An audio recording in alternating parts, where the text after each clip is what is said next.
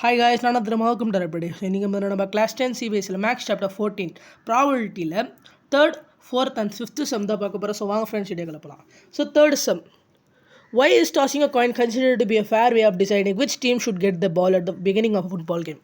So இந்த மாதிரி வந்து பார்த்தீங்கன்னா ஃபுட்பால் கேமுக்கு முன்னாடியோ இல்லை சரி இந்த மாதிரி ஏதாவது டீமாக இல்லைனா சிங்கிள் சோலோ பர்சனாக வந்து விளையாட ஆரம்பிக்கிறப்போ இந்த பால் வந்து யார்கிட்ட ஃபஸ்ட்டு கொடுக்கணும், யாருக்கு பேட்டிங் யாருக்கு பவுலிங் ஃபஸ்ட்டு வரணும், கிரிக்கெட்டில் ஃபுட்பாலில் இந்த மாதிரி எல்லாத்துக்கும் வந்து பார்த்திங்கன்னா டாஸிங் யூஸ் பண்ணுவாங்க. ஏன்னா இது வந்து ஈக்குவலானவே. ஸோ ஹெட்டு எந்த டீம் வந்து ஒரு டீம் ஹெட்டு சூஸ் பண்ணோம், இன்னொரு டீம் டெயில் சூஸ் பண்ணோம். ஹெட்டு விழுந்தால் ஹெட்டு வந்த டீமுக்கு வந்து பார்த்திங்கன்னா பால் கிடைக்கும், டெயில் வந்தால் டெயிலுக்கு வந்து எடுத்த டீமுக்கு வந்து பார்த்தீங்கன்னா பால் கிடைக்கும். ஸோ இந்த இடத்துல அந்த டாஸிங் மெத்தடை யூஸ் பண்ணுறாங்க, வேறு எதுவும் ஏன் யூஸ் பண்ணலை அப்படின்னு கேட்குறாங்க. ஏன்னா அது வந்து ஒரு ஈக்குவலி லைக்லி ஈவெண்ட். ஸோ இதை வந்து எப்படி ப்ரூவ் பண்ணலான்னா, இந்த இடத்துல நமக்கு வந்து ஒரு காயினை டாஸ் பண்ணுறப்போ அந்த இடத்துல எவ்வளோ சாம்பிள் ஸ்பேஸ், அதான் மொத்தமாக என்னென்ன நடக்கும், ஒன்று ஹெச் விழலாம் இல்லை டெயில் விழலாம். ஸோ இந்த இடத்துல சாம்பிள் ஸ்பேஸ் ஹெச்டி. ஸோ என்ஆஃப்எஸ்னு பார்த்தோன்னா 2 வருது. இப்போது ஹெட் விடுறதுக்கான ப்ராபபிலிட்டி என்ன 1/2, டெயில் விடுறதுக்கான ப்ராபபிலிட்டி 1/2. ஸோ ரெண்டுத்துக்கும் ப்ராபபிலிட்டி சேமாக தான் வருது. ஸோ அதனால் இது வந்து ஈக்குவல் சான்சஸ் இருக்குது. Hence it is equally likely event. Hence it is a fair way for deciding which team should get the ball at the beginning. So இது மாதிரி வந்து இது இருக்கிறதுனால இது ஒரு ஃபேர் வே. ஸோ எந்த டீம் வந்து பால் கிடைக்கணுங்கிறதுக்கான ஒரு ஃபேர் வே இது.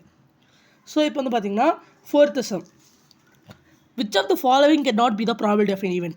ஸோ எதால் வந்து பார்த்திங்கன்னா ப்ராபபிலிட்டியாக இருக்க முடியாது. ஸோ இந்த மாதிரி டைமில் கேட்டாங்கன்னா நம்ம எல்லாத்தையும் கொஞ்சம் செக் பண்ணிக்கலாம். ஸோ 2/3. ஸோ 2/3 வந்து பார்த்திங்கன்னா என்ன வரும்னா, நமக்கு வந்து 2/3 வந்து டிவைட் பண்ணோன்னா 0.6 அப்படிங்கிற வேல்யூ வருது. ஸோ இது வந்து 0க்கும் 1க்கும் நடுவில் இருக்குங்கிறதுனால இது வந்து ஒரு ப்ராபபிலிட்டி வேல்யூ இருக்க முடியும். அதுவே இந்த இடத்துல நம்ம வந்து BCD இருக்குது. ஸோ பியில் வந்து பார்த்திங்கன்னா -1.5 இருக்குது. இதை வந்து பார்த்திங்கன்னா கண்டிப்பாக இருக்க முடியாது. ஏன்னா ப்ராபபிலிட்டி வேல்யூ 0லேருந்து 1 வரைக்கும் தான் இருக்கணும். அதனால் ப்ராபபிலிட்டி வேல்யூ எப்போவுமே நெகட்டிவ்லாம் இருக்காது. அதுவே சீன் வந்து பார்த்திங்கன்னா 15%. ஸோ அப்படின்னு பார்த்தோன்னா நம்ம 15/100ன்னு சொல்லலாம். ஸோ 15/100 வந்து பார்க்குறப்போ 3/20 கிடைக்கும். ஸோ 15% வந்து பார்த்தீங்கன்னா நம்ம வந்து டோட்டலாக வந்து இது பண்ணுறப்போ நமக்கு வந்து 3/20ங்கிற வேல்யூ வருது. அதே மாதிரி வந்து பார்த்தீங்கன்னா 0.7. ஸோ இது எல்லாமே வந்து பார்த்தீங்கன்னா ப்ராபபிலிட்டி வேல்யூ இருக்க முடியும். ஆனால் இந்த -1.5 மைனஸில் இருக்கிற நம்பரால் கண்டிப்பாக வந்து பார்த்தீங்கன்னா ப்ராபபிலிட்டி வேல்யூ இருக்க முடியாது. So answer is option B. Which of the following can not be the probability of an event. Option B -1.5. இப்போ 5th sum. If P of E is equal to 0.05, what is the probability of not E? So இந்த இடத்துல P of E வந்து 0.05னா அந்த இடத்துல வந்து P of not E வந்து அதுக்கு அப்படியே வந்து பார்த்தீங்கன்னா மிச்சமாக, அதாவது இந்த இடத்துல 1 விட P of E வந்து மைனஸ் பண்ணோன்னா P of not E கிடைக்கும். So P of E plus P of E bar is equal to 1ங்கிறது நமக்கு தெரியும். இந்த இடத்துல P of E வந்து 0.05. So 0.05 plus P of not E is equal to 1.